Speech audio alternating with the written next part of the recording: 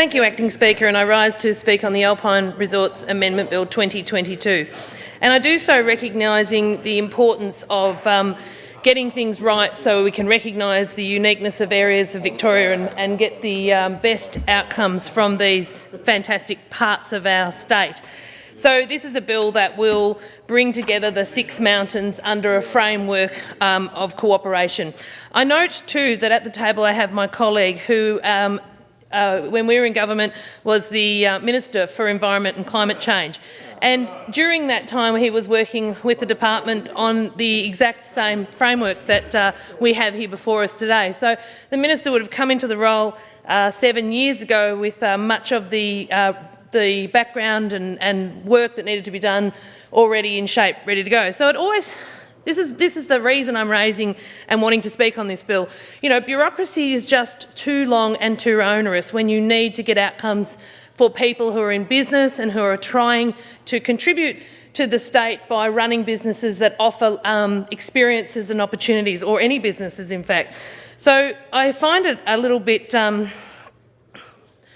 disappointing that it's 8 years since this framework, this opportunity, this idea should have been implemented, and even to hear some of the members on the other side referring to the fact that it's 2 years since the first concept of the government have put it forward. These timeframes are ridiculous. This is forming a committee.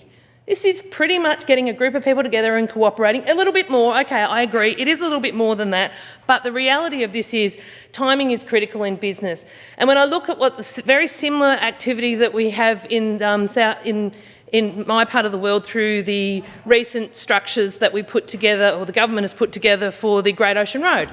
Now, what we had there was a mismatch of departments not able to speak to each other very well, and businesses trying to do their best to run visitation experiences. And I was actually getting so much complaint in my office from people who are from our region who would go down to the Great Ocean Road and use the toilet facilities, and they were just filthy and just shocking. And I see the reason for better management and cohesive management. But when we've got 2 years on from that being established, and when you write to them or talk to the committee, it's like we're getting our feet under the table, there's no outcomes yet because it's all a bit new. And, if you start a business and 2 years later you're saying you're getting your feet under the table and you haven't got any outcomes yet, that's just not going to work. It's going to fail. So, I raise this because it's the experience I've seen right across my electorate. 6 years ago when I entered this role, I was introduced to the owners of the Nelson bait shed, and the business there sells bait for fishermen, a very great little business. It sold fishing licences, and all they needed was to have a structure above their head. It was a little jetty with a shed over it, and a counter, and a freezer with bait in it.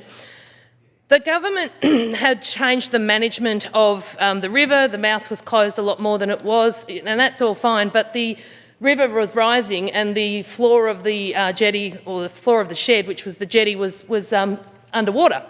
And so the building was condemned, or looking like it wasn't going to be able to be used. So the government was, approached to help because it's their asset, and for 6 years this guy had just red tape and onerous nothing.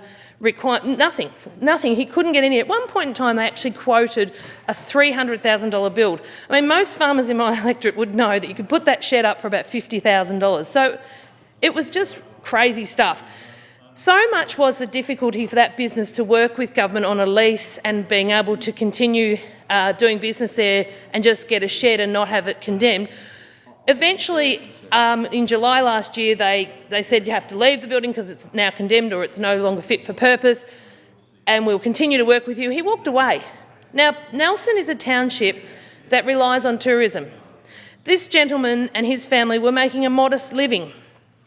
It wasn't Crown Casino that was bringing in zillions of dollars. It was a modest business that actually provided a service to our community, because you come to the area and you want to go fishing, well, you need bait. You want to go fishing, you need a licence. You want to hire a boat. You want to do these things, and they're basically offering a service to the community.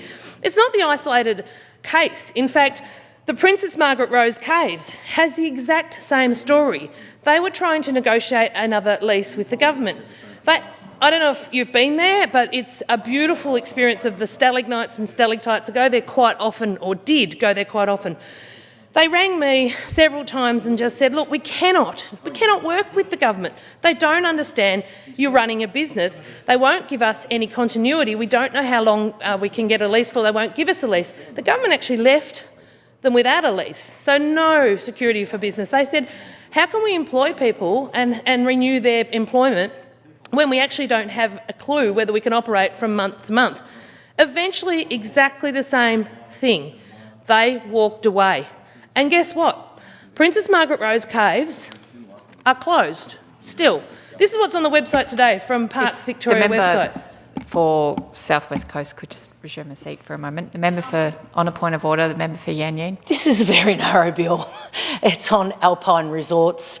If the member wants to talk about something else, you can do it in a member's statement or by substantive motion. It's got nothing to do with the southwest of the state. Acting Speaker, the member for Yan Yan spent the bulk of her her contribution talking about athletes, albeit in the winter, albeit in the snow fields. But the member, I've been listening close to the member for South West Coast, and I think she is totally in keeping with the bill and is quite entitled to canvass the issues that she's canvassing. Thank you. On the point of order, the member has strayed somewhat from the bill, and if I could bring her back, we can continue.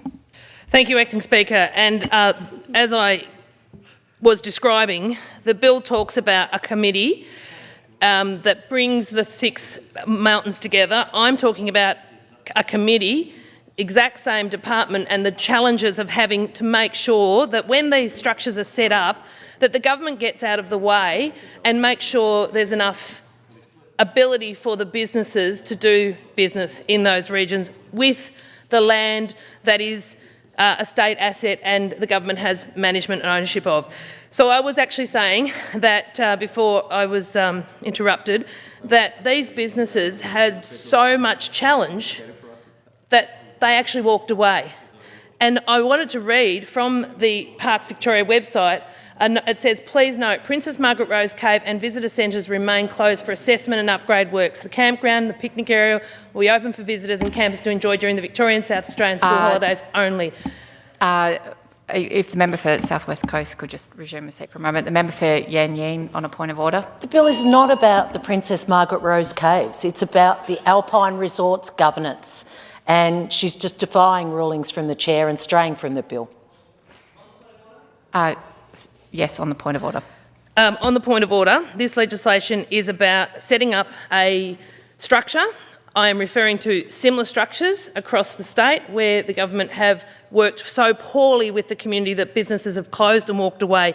In Nelson, the Princess Margaret Rose Caves, the bait shed, these businesses have closed because of inept government interference.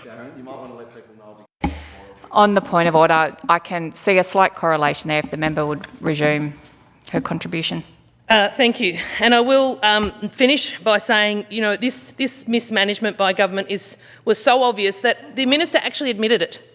The minister actually put into writing the fact that they could have done it better.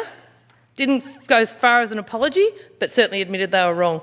So we've still got businesses that are struggling to work with leases and public lands, and when you don't have the innovation and the business approach, that's what will end up happening. So I hope this Alpine Resorts Amendment Bill does take heed from what we're seeing on the Great Ocean Road and what we have seen in South West Coast with Nelson, that these towns rely on businesses doing their bit, and if they have got so much trouble working with government that they walk away, That's not good for Victorian businesses, that's not good for tourism, and we're about to try and rebuild and recover from a pandemic, and the way the government has been doing business for the last 7 years is disorganised.